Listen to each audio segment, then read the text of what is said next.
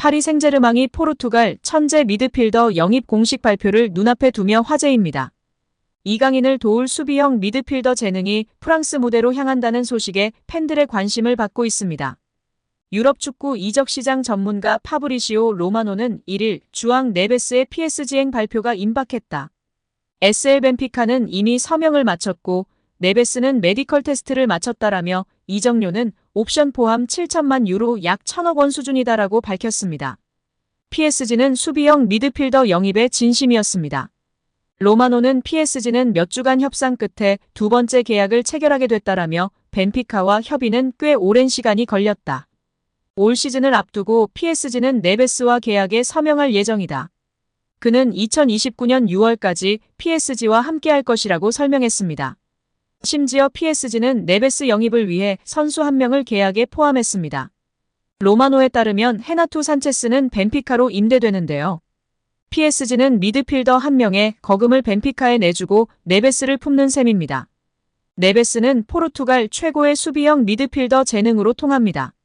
어린 나이에 포르투갈 국가대표팀에 승선했으며 유로 2024 최종 명단에도 들었습니다. 지난 27일 조지아와 조별리그 경기에서는 선발 출전해 75분을 뛰기도 했습니다. 유럽 명문들이 네베스를 노렸습니다. 현지 매체의 보도에 따르면 네베스는 맨체스터 유나이티드 이적설에도 휩싸였습니다. 네베스는 맨유 주장 브루노 페르난데스와 절친한 사이로 잘 알려졌습니다. 실제로 로마노는 지난해 네베스는 에릭 텐 하흐 감독의 중원을 강화하기 위한 자원이다. 11월부터 스카우터를 보내 직접 확인하고 있다. 좁은 공간에서도 소유권을 유지할 수 있는 수비형 미드필더다라고 분석한 바 있습니다. 유럽 대항전에서도 경쟁력을 입증했습니다. 네베스는 유럽축구연맹 챔피언스리그 6경기를 모두 풀타임으로 뛰었습니다. 스페인의 레알 소시에다드, 이탈리아 강호 인터밀란, 오스트리아 명문 레드불 잘츠부르크와 맞대결을 펼쳤습니다. 축구 통계 전문 매체 풋몹에 따르면 네베스는 평균 평점 7.52를 받을 정도로 뛰어난 경기력을 선보였습니다. 네베스가 파리로 오면 이강인 선수가 더욱 빛을 발할 수 있다고 보는 시선이 지배적인데요. 이강인이 더욱 공격에 집중할 수 있게 도울 자원이기 때문입니다. 우가르테가 만족감을 주지 못해 비티냐 등이 수비형 미드필더로 뛰게 되면서 이강인 선수의 위치도 애매했는데 확실한 수비형 미드필더 자원인 네베스가 버티고 있으면 공격적 재능이 높은 이강인 선수가 더 선택받을 수 있는 확률이 올라간다는 평가입니다. 네베스는 어린 나이에 노련한 경기 운영과 왕성한 활동량이 돋보이는 미드필더인데요. 이강인 선수와의 중원에서의 케미가 기대되고 있습니다. 파리 생제르맹에서 활약 중인 이강인의 미래가 더욱 밝아질 것으로 보이며 화제입니다. 나세르 알켈라이피 PSG 회장이 어린 선수들이 주축이 된 팀을 만들겠다고 공언했기 때문인데요. 유럽 축구 전문기자 파브리치오 로마노에 따르면 알켈라이피 회장은 우리는 앞으로 6에서 8년 더 함께 뛸 수 있는 팀을 만들고 싶다라며 유럽 축구연맹 챔피언스리그 8강팀 중 가장 어린 팀을 보유하고 있다. UEFA 클럽 랭킹 10위 안에서도 가장 어리다. 정말 자랑스러운 일이다라고 말했습니다. 현지에서는 알켈라이피 회장의 발언에 대해 미래 자원들로 리빌딩에 착수할 거라고 선언한 것으로 보고 있습니다. 킬리안 음바페가 떠난 후 새로운 청사진을 그리고 있다는 분석입니다. 영국 비사커는 PSG의 알켈라이피 회장은 장기 프로젝트를 그리고 있다. 앞으로 6년, 7년, 8년은 뛸 수 있는 젊은 선수들을 중심으로 팀을 개편하고자 한다라며 알켈라이피 회장의 최근 발언은 과거 음바페를 지키려고 했을 때의 발언과 상당히 대조적이다라고 전했습니다. 이어 PSG는 새로운 시대를 준비하고 있으며 음바페는 팀 계획에서 점점 사라지고 있다. 레알 소시에다드와의 챔피언스리그 16강전에서 결정적인 역할을 했지만 PSG는 선수들이 음바페가 없는 상황에 익숙해지도록 음바페에게 부수적인 역할을 맡기고 있다라고 덧붙였습니다. 게프볼 뉴스 프랑스 또한 알켈라이피 회장은 파르크 데 프랭스에서 새롭고 젊은 장기적인 프로젝트를 강조했다. 레알 소시에다드전에 출전한 PSG 선수들의 평균 연령은 23세 361일로 챔피언스리그에서 구단 역사상 최연소 선발 명단이었다. 경기 후에도 알켈라이피 회장은 라커룸을 찾아가 선수들에게 부담 갖지 말라고 격려했다라며 현재 PSG가 리빌딩에 돌입했다고 설명했습니다. PSG의 최대 목표는 챔피언스리그 우승입니다. 프랑스 내에서는 적수가 없지만 유럽 무대에서는 힘을 쓰지 못했는데요. 2019년도 시즌 준우승이 가장 좋은 성적이었습니다. 알켈라이피 회장은 급하게 도전할 생각이 없습니다.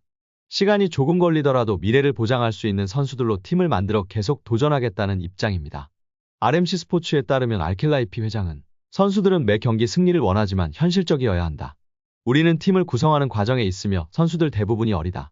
새로운 팀을 만드는 과정이기 때문에 쉽지 않다라며 팀을 만들었다고 해도 선수들이 준비가 된 것은 아니다라며 충분히 기다릴 필요가 있다고 강조했습니다.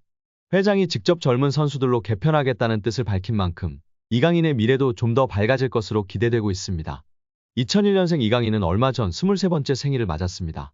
알켈라이피 회장이 언급한 6에서 8년 동안 활약할 수 있는 선수에 부합하는 나이대입니다. 정몽규 대한축구협회장이 자신의 자서전에서 지난 업적에 대해 10점 만점에 8점이라고 자평하며 충격에 빠지고 있는 축구계입니다. 정 회장은 지난 26일 발간된 자서전 축구의 시대 정몽규 축구 30년에서 12년 동안 대한축구협회장으로 일하면서 여러 가지 논란에 휩싸였다.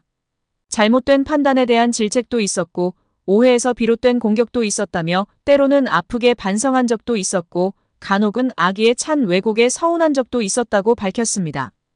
정 회장은 축구협회장에게 필요한 덕목은 높은 수준의 역량과 도덕성 외 인내심과 참을성이라며 월드컵이나 아시안컵 등 주요 대회에서 대표팀이 부진하면 온 국민의 원성을 들어야 하기 때문이라고 토로했습니다. 그는 어느 종목도 국가대표팀 성적이 나쁘다고 회장 퇴진을 요구하지는 않는다며 이럴 때마다 축구협회장이나 국가대표팀 감독은 국민욕바지가 아닌가 하는 생각이 든다고 호소했습니다. 정 회장은 지난해 3월 축협이 승부조작 축구인에 대한 사면을 발표했다가 사흘 만에 번복한 사면 파동에 대해서도 설명했습니다.